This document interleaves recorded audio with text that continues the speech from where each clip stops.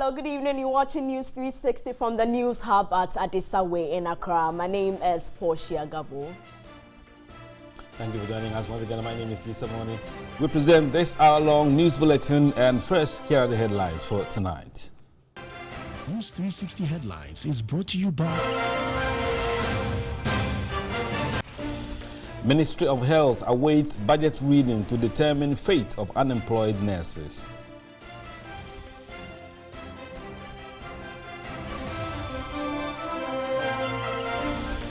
Good news in the health sector's new malaria vaccine, RTSS, in its advanced stage, set to bring hope to malaria endemic countries like Ghana very soon.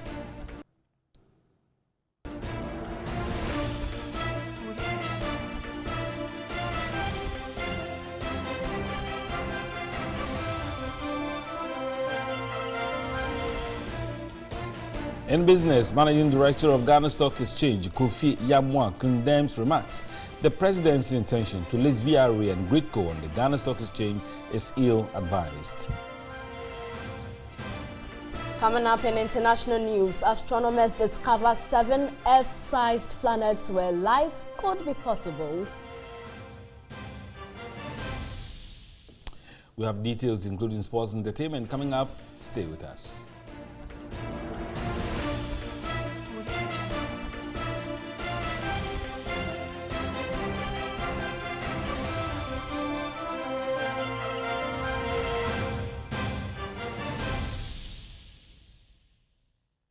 Hello, good evening again. And a new malaria vaccine, RTS, now in its advanced stage, is set to bring hope to malaria endemic countries like Ghana very soon. Isibin Wanyami spoke with Dr. Kweku Pukwasante, Head of Research at the Kintampo Health Research Center, on the efficacy of this new drug. According to the World Malaria Report 2016, in 2015, there were 212 million new cases of malaria and 429,000 deaths. The situation is even worse as one child dies from malaria every 2 minutes. Its burden is greatest in the least developed areas and among the poorest members of society, although increased prevention and control measures have led to a 29% reduction in malaria mortality rates globally since 2010. Sub-Saharan Africa continue to carry a disproportionately high share of the global malaria burden. In Ghana, malaria accounts for 38.1% of outpatient department OPD cases, 27% of admissions, and 7% of deaths. Most of these deaths occur in children from 1 to 5 years. With the alarming figures, sufferers are still not able to access life-saving prevention, diagnosis, and treatment they urgently need. The introduction of RTSS will be the game changer globally. Head of Research at the Kintampo Health Research Center is Dr. Kweku Pukwasante. The RTSS malaria vaccine is a vaccine that was developed by the U.S. Army and then also GSK. This is the first time we've had a malaria parasite vaccine. It's the first step. The vaccine efficacy can be improved, and as I speak, there are people who are working around the world thinking about how the efficacy can be improved. Between mid-2009 and early 2014, leading research centers in Africa, including the Kintampo Health Research Center, conducted a phase 3 efficacy and safety trial of RTSS that involved 15,459 infants and young children at 11 cities in 7 countries, including Ghana, and the results, he said, was welcoming.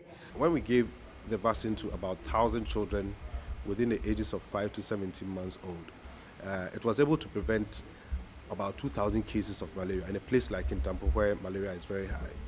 Partners continue to work on next steps for RTSS along the pathway for possible implementation.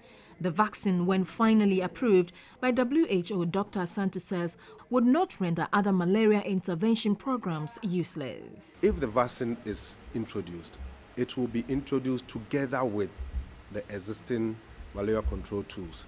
So it is not going to replace the existing malaria control tools, and want to make sure that people continue to use their existing malaria control tools.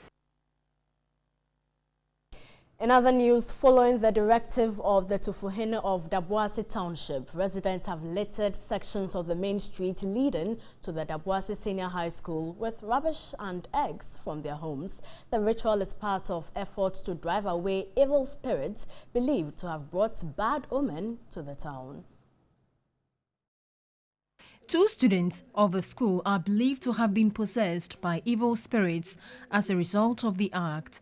A pastor who is also a tutor is said to have intervened and delivered the 2 students possessed by evil spirits. The road on which the ritual was performed separates the administrative and classroom blocks from the boys' hostel and teachers' accommodation. The situation poses health threat to both teachers and students as school authorities are afraid to clear the refuse. Even more, River Subri risk pollution, a source of water which is usually filtered and treated by residents of Sekendi, Takrady and its environs for domestic use. The ritual, according to the traditional authorities, will continue for a week. School authorities and the assembly refused to comment on the issue for fear of victimization. A driver of the Dubois Senior High School, Raymond Aka, expressed disappointment in the elders of the community.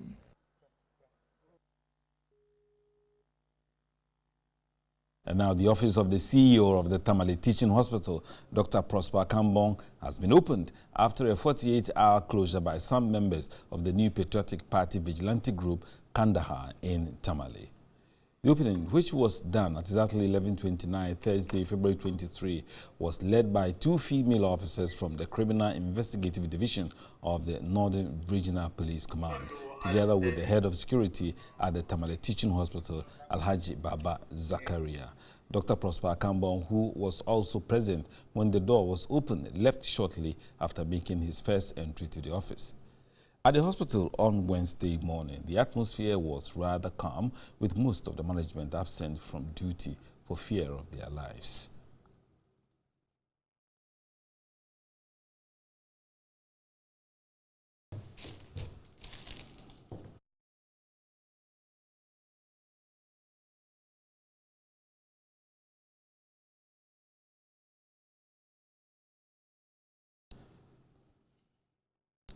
You're on News 360, and Portia, I can see you have some kind of records there on the touch screen. Presence of vigilante groups in the country has been a source of worry to many Ghanaians. Rightly, and I have data here from 2012 till date. These vigilante groups, including the Bulgar Bulldogs, affiliated to the NPP, launching 5 attacks so far. The Kandahar boys, you just did see that from the Tamale Teaching Hospital, where they did lock the office of the CEO. Invisible forces of the NPP, as well as Azoka boys of the NDC. You would recall that in July last year, there was aggressive clashes between the Kandahar boys and then Azoka boys and invisible forces of the NPP and Azoka boys of the NDC in the run-up to the 2016 elections. And the activities of these vigilante groups has been a source of worry. You would recall that former Inspector General of Police John Kudalo did talk about that. He did hint that they could ban these groups in the country, but after that we've not heard anything about that. Former President John Ejekum Kufuor, as well as Dr. Mohammed Ibn Chambers, also did speak about the activities of vigilante groups in the country. Let's see what happens. We'll see how that pans out, and Issa, we are going to assess the impact of these vigilante groups in the country. Absolutely, Portia. Thanks for that presentation. Now let's speak to Sani Adib, and he's a security analyst. And we're going to speak to him through Skype, and Sani is right there. Sani, good evening, and thank you for agreeing to speak with us. Good evening, my brother. Thank you. Sani, just a few days after President Nana Akufo-Addo, condemned some attacks and the takeover of state facilities. The Kandahar boys have taken over the Tamale Hospital. They took over and they opened it recently. Can we say the police is compromised, hence cannot act in this action taken by the Kandahar boys? Well, it will be hard for me to say they have been compromised because I don't have any evidence to that effect. What I do know for sure is the fact that we are allowing a culture of impunity to fester in our society, and it's serving as an impetus. It's giving many out there the motivation to do the wrong thing. And it's making some people, on the other hand, feel victimized, and the day they would go up in arms to defend themselves, then will be thrown into a state of lawlessness. But let me correct an impression. Vigilante group, there's absolutely nothing intrinsically or fundamentally or morally wrong with a group of young men and women coming together to form a vigilante group. Vigilante group is just from the word to be vigilant, and there's absolutely nothing wrong with that. But the problem these days is the fact that we have some rogue elements, especially politicians, hijacking these groups and metamorphosing them into militia groups. Like we had the case of the Mungiki in Kenya in 2008, and between 2010 and 2011, we had the case of the young patriots in the Ivory Coast. They metamorphosed into a militia group, and the havoc they wreaked on the countries, it cannot be overemphasized. So it's only very important that we all play our role. The security services, civil society organizations, opinion leaders, and most importantly, politicians go beyond just appending their signatures to policy documents, but rather show the greatest deal of commitment towards these policy documents. So I think it is high time something is done about it. All right, Sani, since most of these vigilante groups are linked to the political parties, what kind of action do you expect from them? The president has spoken, but it looks as if some action needs to be taken by the political parties. Well, indeed. For example, if I should help you, like, do you think they should disband them? It will help us as a people when we separate political issues from criminality. Right. Because when a group of young men go to take over the part of the toll booth, it goes beyond politics. It is broad daylight robbery. It is criminal. So people would have to be dealt with according to laid down procedure. They would have to be dealt with according to the law. We have to look beyond the political lenses with which we look at every national issue. I'm sure, like I always say, even if it doesn't rain, we give it some political connotations. I think it is not helping us as a people. But politicians would have to play a very crucial role to that effect, not just calling on their followers to do the right thing. They should also show commitment towards this process, because what is happening right now, it is very dangerous. It has remote and immediate security implications for the country, because it's making people by the day lose confidence in state institutions.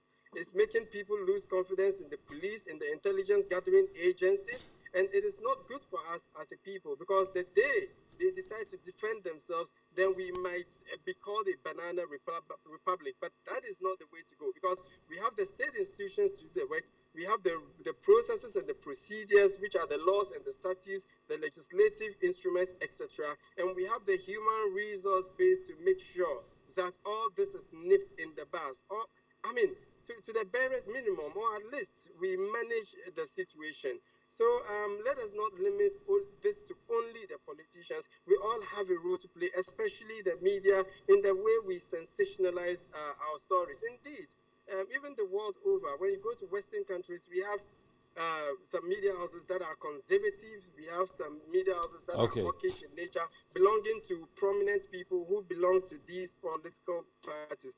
But at least they exercise the greatest deal of professionalism in the context of their work. Unfortunately, you see Muntie not seeing anything good in MPP, and you see Oman FM not seeing anything good in NDC, and that is not the way to go. In as much as we are aligned to certain political parties, it is important, it is imperative that we exercise the greatest deal of professionalism. Okay, Sani Adib is a security analyst. Sani, we're grateful for your time. Thank you for sharing your opinion. Sani was talking about the presence of vigilante groups who are linked to political parties after the condemnation by the president in his recent State of the Nation address. Portia? Yes, we now continue with the rest of our stories. And the Ministry of Health is currently waiting on the Finance Ministry to release its first budget to enable them know when to post the current unemployed trainee nurses. Financial allocation for the Ministry of Health will determine the number of nurses to be posted at a particular time. 8,634 nurses who have received financial clearance and had been employed in various public health institutions are still jobless. This followed government suspension of an ongoing recruitment process. The Honorable Minister for Health is also looking into his books, as you may be aware, where he has just taken over office and has to understand most of the things before commitments are actually made. Hopeful. And sooner than later, maybe after the budget is read, we'll go back to look at what processes there is, who actually is supposed to be put on the payroll, and then we'll take it from there. On its part, the Ministry of Health says all the necessary arrangements have been concluded to secure a place for all the nurses in the various public health institutions. It's also simple. We don't, as a ministry, have control over other institutions. If the budget appropriations are not approved, if the approval of some of our budgets or the Ministry of Health budget is not given, how do we recruit? So we'll go through a lot of processes. And when we are given a green light to recruit, why not? We'll go ahead and recruit. The public relations officer explained provisions have been made at the various public health institutions for all the nurses to be employed and also benefit from the restoration of the allowance. It was not clear how long it will take for the nurses to be posted after the budget. Now to the legislature, members of parliament have started a debate on the president's State of the Nation address, which was delivered on Tuesday, February 21. And as expected, members from each side of the House took to the defense of what their various government had done and will do. The Thursday debate focused mainly on the economy and energy.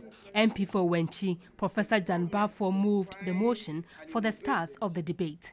He indicated the country's economy was caught in a vicious cycle of debt by the previous administration. But MP for Ejumakon Enyan Esiem, Kaisel Atoforsen, disagreed with Professor Jan Barfor. Mr. Speaker, the real GDP growth in 2011 was 14%. Mr. Speaker, this is the highest GDP growth in the world. Even if I decide today to agree with the President that the provisional GDP growth for 2016 is 3.6, Mr. Speaker, this will give us an average of 6.8. So in terms of economic performance, we are far superior than our colleagues. MP for New Joabin South, Dr. Mark Esibe-Yeboah, argued the IMF program by the previous administration was a complete waste of time. Not a single indicator has been met under the IMF program. Because what is serious is that the arrears spanned the period 2014 to 2016, which means that when we started negotiations with the fund, there wasn't full disclosure. On energy, MP for Elembele Emmanuel Amakofi-Boa argued the debt that the president mentioned under the sector was created by previous governments, including the NPP. We work tirelessly. We work on Sankofa Jinami project. That project was condemned here vividly when the Prime Minister of Italy was here. Not too long ago, our friends were in Singapore pouring champagne to celebrate the FPSO sale to Ghana, not even giving us credit. Some also expressed worry at the continuous acts of lawlessness by some group of persons. Only on Saturday, the vehicle of a member of this House, the Honorable Alex Adumako, the member for Setre from Plains, was seized by men suspected to be elements or operatives of the national security outfit without just cause. The debate continues Friday, February 24. And away from Parliament, two teacher unions, TEWU and NAGRAT, have proposed to government to consider subsidizing private schools when the free SHS policy is rolled out in September this year. Reacting to concerns private schools could be put out of business when the policy is rolled out, the teacher unions suggested dialogue to resolve their fears. From the Ministry of Education suggests that there are about 850 public and private senior high schools in the country. Out of the figure, about 500 comprise public senior high schools, while the rest are private senior high schools. However, managers of private schools have already expressed fear the rollout of the policy could kick them out of business. The Minister of Education, Dr. Matthew Prempe, indicated government will dialogue private institutions before the policy is rolled out. Ahead of the policy, the Teachers and Education Workers Union, TEWU, is proposing a subsidy for private schools to keep them in business. Government will need to look at this policy holistically and how does it affect the private schools' operations.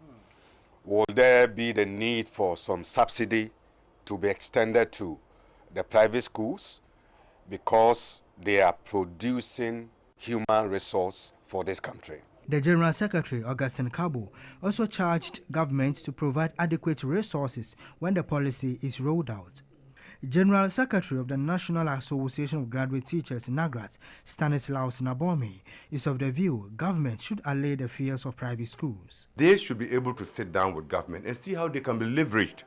These are the difficulties we now encounter under the new dispensation. How can government collaborate with the private operators so that they coexist? He again called for an improved salary as motivation packages for teachers. Government must look at staff motivation in terms of the salaries of teachers, the allowances of teachers, in terms of the time it takes to pay teachers what is due them. As we speak, there are teachers who have been on the job for 3 years. Their salaries are still not paid. Such things should not exist when the policy is rolled out. Meanwhile, TEWU has lauded the president for pushing for the passage of an affirmative action bill. Our mothers, our sisters, our wives, they are really, really marginalized in the country because we need to create more space for them to be involved and contribute their quota in the growth of this country. And in other news tonight, President Akufo-Addo has promised to deepen relations between Ghana and the Vatican to enhance the mutual benefit of the two countries. The president was speaking when receiving Archbishop Jean-Marie Spiche, the Apostolic Nuncio to Ghana, at the Flagstaff House. Archbishop Jean-Marie Spiche was at the presidency to deliver a congratulatory message from the Pope of the Roman Catholic Church, His Holiness Pope Francis XVI, to President Akufo-Addo on his assumption of office and his victory in the 2016 elections. The papal nuncio indicated the high regard Pope Francis has for President Akufo-Addo and Ghana, promising to send an envoy from the Vatican for Ghana's 60th independence celebration.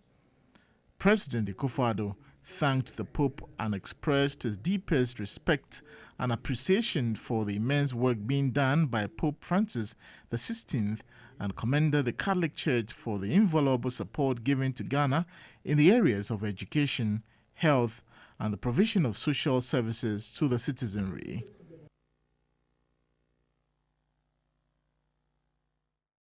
And pursuant to Article 76(3) of the Constitution, President Akufo-Addo has appointed Ambassador Mercy Yvonne Deborah Kakari as Secretary to the Cabinet effective February 14, 2017. She becomes the first woman in Ghana's history to hold this position.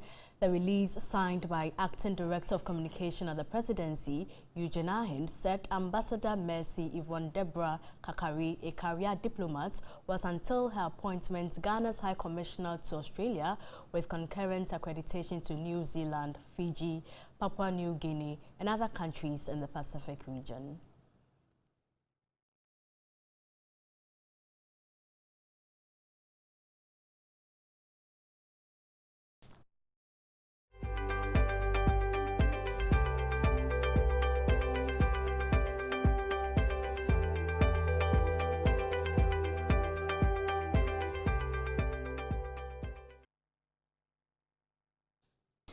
Now let's move into history. And the Banafo region is one of the 10 administrative regions that was created after the attainment of Ghana's independence in 1957.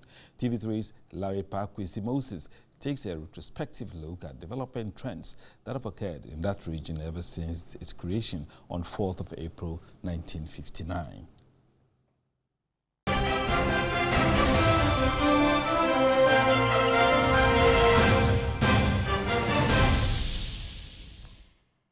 Hello, good evening. You're watching News 360 from the News Hub at Adisawe in Accra. My name is Portia Gabo.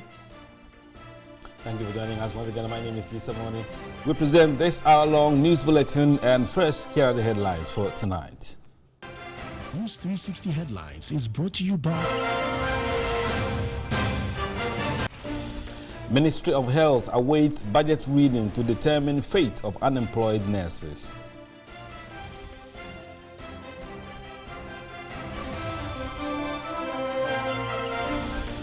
Good news in the health sector's new malaria vaccine, RTSS, in its advanced stage, set to bring hope to malaria endemic countries like Ghana very soon.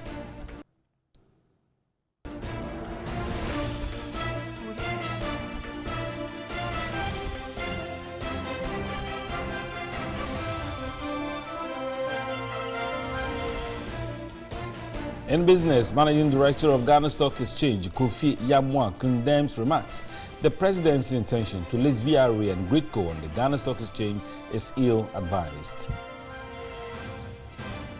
Coming up in international news, astronomers discover 7 Earth-sized planets where life could be possible. We have details including sports and entertainment coming up. Stay with us.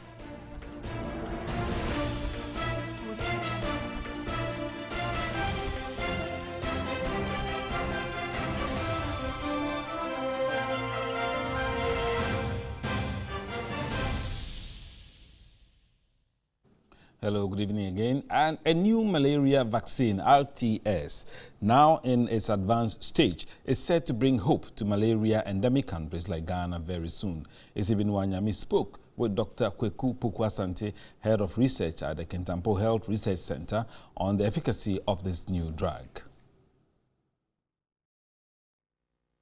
According to the World Malaria Report 2016, in 2015, there were 212 million new cases of malaria and 429,000 deaths. The situation is even worse as one child dies from malaria every 2 minutes. Its burden is greatest in the least developed areas and among the poorest members of society, although increased prevention and control measures have led to a 29% reduction in malaria mortality rates globally since 2010. Sub-Saharan Africa continue to carry a disproportionately high share of the global malaria burden. In Ghana, malaria accounts for 38.1% of outpatient department OPD cases, 27% of admissions, and 7% of deaths. Most of these deaths occur in children from 1 to 5 years. With the alarming figures, sufferers are still not able to access life-saving prevention, diagnosis, and treatment they urgently need. The introduction of RTSS will be the game changer globally. Head of Research at the Kintampo Health Research Center is Dr. Kweku Pukwasante. The RTSS malaria vaccine is a vaccine that was developed by the U.S. Army and then also GSK. This is the first time we've had a malaria parasite vaccine. It's the first step. The vaccine efficacy can be improved, and as I speak, there are people who are working around the world thinking about how the efficacy can be improved. Between mid-2009 and early 2014, leading research centers in Africa, including the Kintampo Health Research Center, conducted a Phase 3 efficacy and safety trial of RTSS that involved 15,459 infants and young children at 11 cities in 7 countries, including Ghana, and the results, he said, was welcoming. When we gave the vaccine to about 1,000 children within the ages of 5 to 17 months old, it was able to prevent about 2,000 cases of malaria in a place like in Tampo where malaria is very high. Partners continue to work on next steps for RTSS along the pathway for possible implementation. The vaccine, when finally approved by WHO, Dr. Santos says, would not render other malaria intervention programs useless. If the vaccine is introduced, it will be introduced together with the existing malaria control tools. So it is not going to replace the existing malaria control tools, and want to make sure that people continue to use their existing malaria control tools. In other news, following the directive of the Tufuhene of Dubois Township, residents have littered sections of the main street leading to the Dubois Senior High School with rubbish and eggs from their homes. The ritual is part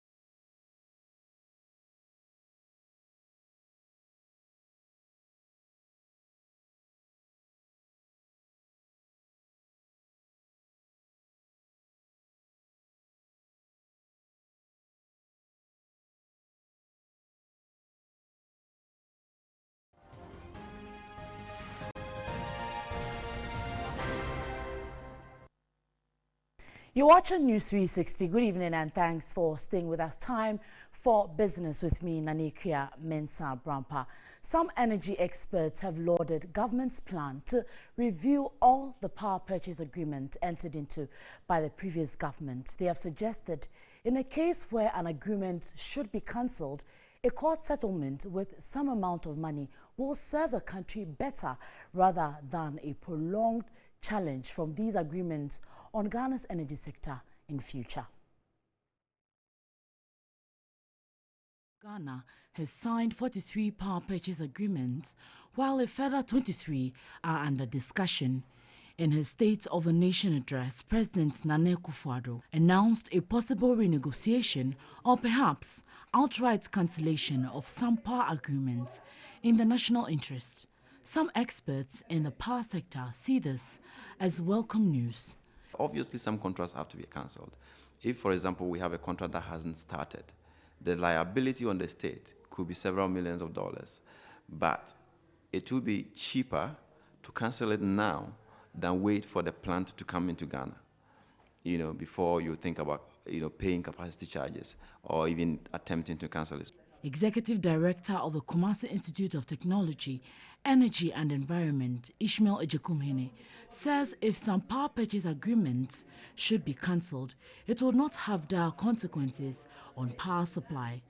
The only trigger for doing so will be lack of fuel and money to run existing plants. If there were to be cancellations, I don't think it's going to affect our power situation.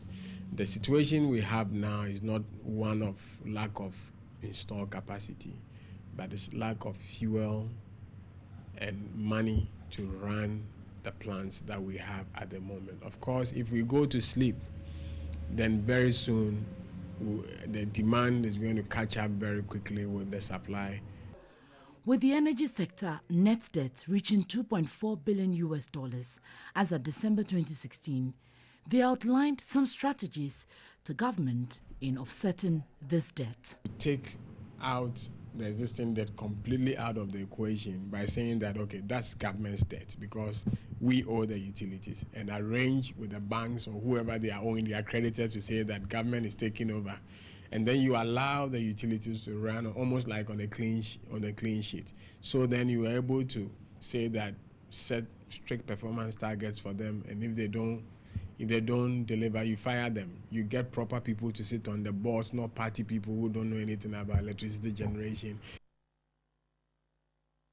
Right, now to one of the issues raising debate continuously now is whether to list or not to list Gridco and VRA. This time around, the MD of Ghana Stock Exchange, Kofi Yamwa, has spoken, and he has also condemned the intention of listing VRA and Gridco on the Ghana Stock Exchange, and he says it's ill-advised. He added the listing of the two companies will help deepen the development of the market and serve as good equities for pension fund investments.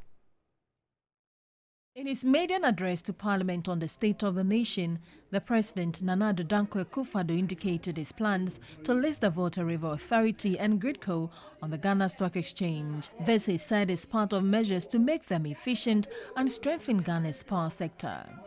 This signal, according to the MD of the Ghana Stock Exchange, is a welcome news, especially when it is coming from the Chief Executive of the land. He said the President's remarks signals efficiency for these companies and that their listing will further deepen the development of the bourse.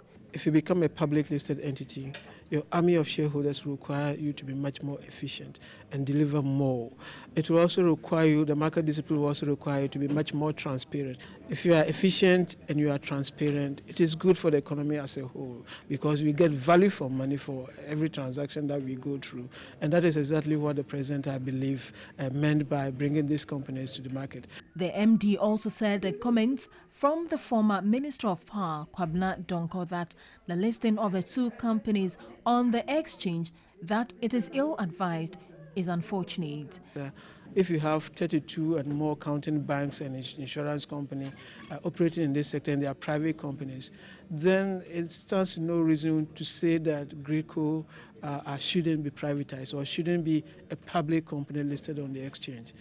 If you are profitable and you come to the market, you're expected to be even more profitable. The managing director of Carl Brokers, David Tete, also lauded the idea, saying the greatest signal to issuers on a strong capital market is when government begins to diversify its holdings in state-owned enterprises through the stock exchange. You would see that there's more transparency because more people have an insight into the way those two businesses will be run. From the market perspective, you have individuals, local fund managers being able to share in the wealth that these two institutions are generating. So it can only be good for the markets. The head of brokerage at First Bank, Edem Akpenyo, says investors will be looking at how profitable these two companies will be when listed. Tariff setting will be such that it will be profitable to those companies so they can make some money, grow their companies and still be able to pay investors some dividends. That is something that will be a key determinant in whether listing those companies will be successful or not. Currently, the debt-owned institutions in the energy sector is estimated at 4.4 billion cedis and has had a toll on the performance of the financial sector as most banks have lent huge sums to VRA. Well, so to list or not to list, the debate continues and government will be the final decider. But for us here on the business segment, we are done. My name is Nanikia Mensah Brampa. Back to Portia and Issa to continue. Thank you very much, Nanika. And Issa, what's happening on Sunday? Well, the report says on Sunday, February 26, 2017, Ghana will experience a partial solar eclipse between 3:40 p.m. and 5:30 p.m. Now, partial solar eclipse happen when the moon comes between the sun and the earth, but they don't align in a perfectly straight line.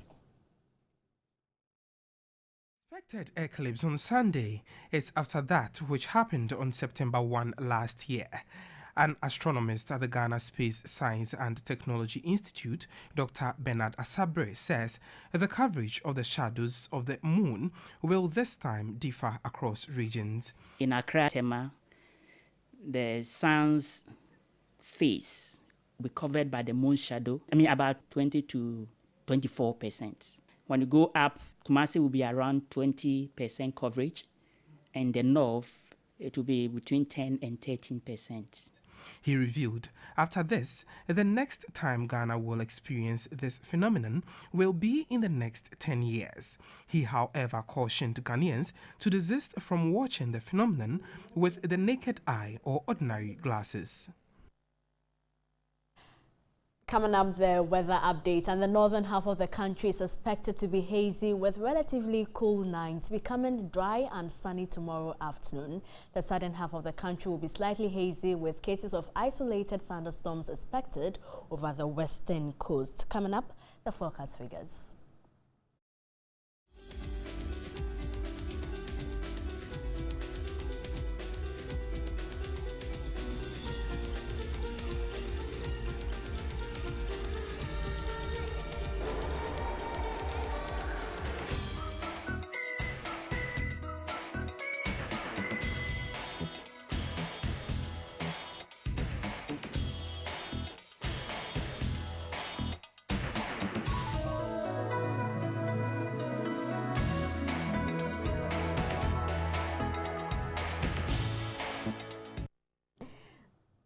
You're still watching News 360. Coming up is the latest in the world of sports.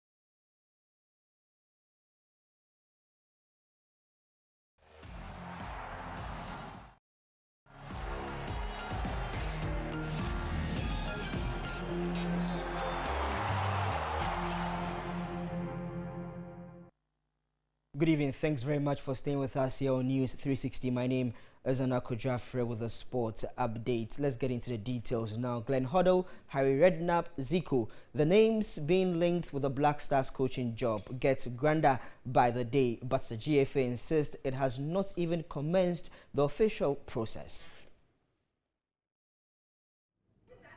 Officially, Ghana is not looking for a new coach. Unofficially, the Ghana Football Association is looking, and many coaches around the world are leaking their interest through intermediaries to ensure that when the process becomes official, they will be there and about in the mix. As the Ghana Football Association considers its next step, the communication and PR machinery of many coaches are in full gear. Former French international Willy Sagnol claimed he was in advanced talks to replace Avram Grant. The GFA called that false. Uganda coach Milutin Sredojevic is considered a firm favorite. Now, media reports claim former England boss Glenn Hoddle is interested. An intermediary of former Tottenham manager Harry Redknapp also claims he would be happy to become Ghana coach because he feels he can win something with the Black Stars. Brazil legend Zico has also been mentioned as a possible candidate. It is an odd cycle where many big names are linked with the job, often by intermediaries without much substance. The Ghana Football Association has been silent in the process since Grant left. Communications Director Ibrahim Sani Dara explains. That mandate rests on the Executive Committee of the Ghana Football Association. And one, they have to receive the report from the African Cup of Nations. They have to receive the report on why the coach resigned. And then secondly, the Executive Committee will decide on the next steps. The next steps could be whether we headhunt or whether we open it in for people to, apply for the job and few people shortlisted. This is entirely in the hands of the Executive Committee. The Executive Committee will be meeting next week, and I'm sure that it will form part of the agenda, knowing that by June, not only June, but even at the end of March, there is a FIFA-friendly date. So all of these things will be taken into consideration. Ghana has no competitive game until June this year when the 2019 Nations Cup qualifiers begin, and the Football Association is confident it has enough time to be able to make a sound choice. It also leaves us with enough time for more names to be thrown around without much care. Meanwhile, the communications director of the Ghana Football Association, Ibrahim Sani Dala, tells TV3 Sports the country's football governing body has received assurance from the Ministry of Youth and Sport that monies will be available to settle Gerard News and Jimmy Lawrence. The two backroom staff of Avram Grant have been stranded in Accra since Ghana returned from the Nations Cup in Gabon. Let me put it on record that yes, indeed, the country, not the Ghana Football Association, has to pay him some money. Not only him, but also the physical trainer, Jamie Lawrence. It's true. Other backroom staff of the team have also not received their monies. And we all know the difficulties the country is going through. So getting, to get monies released is a huge task. We pleaded with them that, they should go back home. When we get the money, we'll pay them. And surprisingly, they said no, they'll wait until they have the money. We cannot throw them out onto the streets for them to fend for themselves. We also don't want a situation where would be reported to FIFA, asked to pay the money, and perhaps even asked to pay some interest on it. We have the understanding, and everybody in the country knows that we are not in great times. We've told them that it is being worked on. The ministry is chasing the money, and as soon as it is ready, they will be paid. Now let's go on to our next story. We'll be touching base on boxing, but before we do that, let me tell you that Wayne Rooney has cleared the air on that purported move to China. He insists that he is still staying with Manchester United, and he wants to finish his career there. But finally, Britain's American is in talks with Manny Pacquiao to be the WBO World Welterweight Champion, next title challenger. Pacquiao's Twitter followers recently said they wanted a 30-year-old Khan to be the opponent they would like to see him fight next. Khan beat fellow Britain Kell Brooks, Australia's Jeff Horn, and Americans Terence Crawford with 48% of the vote. Khan tweeted, "Currently negotiating with Manny, #Team Pacquiao, coming soon. Watch this space." Six-weight world champion Pacquiao, who said his next fight will be in the United Arab Emirates, added, "My team and I are in negotiations with American for our next fight." Further announcements coming soon. The 38-year-old Filipino retired in April but returned to claim the belt by beating Jesse Vargas in November. And that's all the sports here on News 360. My name is Anako Jaffe. Thanks very much for watching. Always a pleasure serving you. Good evening.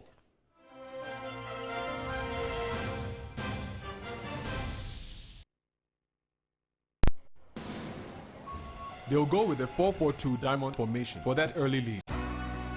An early goal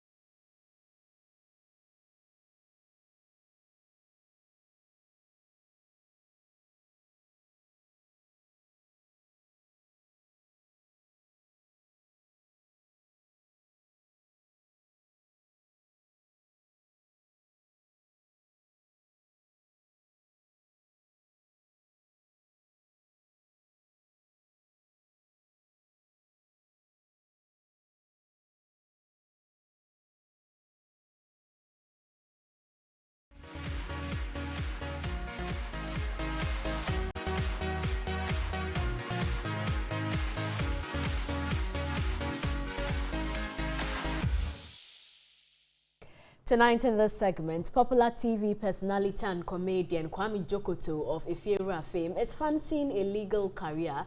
The actor whispered to Usuwarai that he will temporarily put acting and his entertainment career on hold for the classroom. So we're asking what may have informed that decision. That is the reason why I'm here to the I don't understand how I've just got with you that Kwame Jokoto, affectionately called Judge Kobo, earns a living in comedy shows which he is proud of. He is famed for his comic role in local TV series Ifeera. I do comedy, that is my business.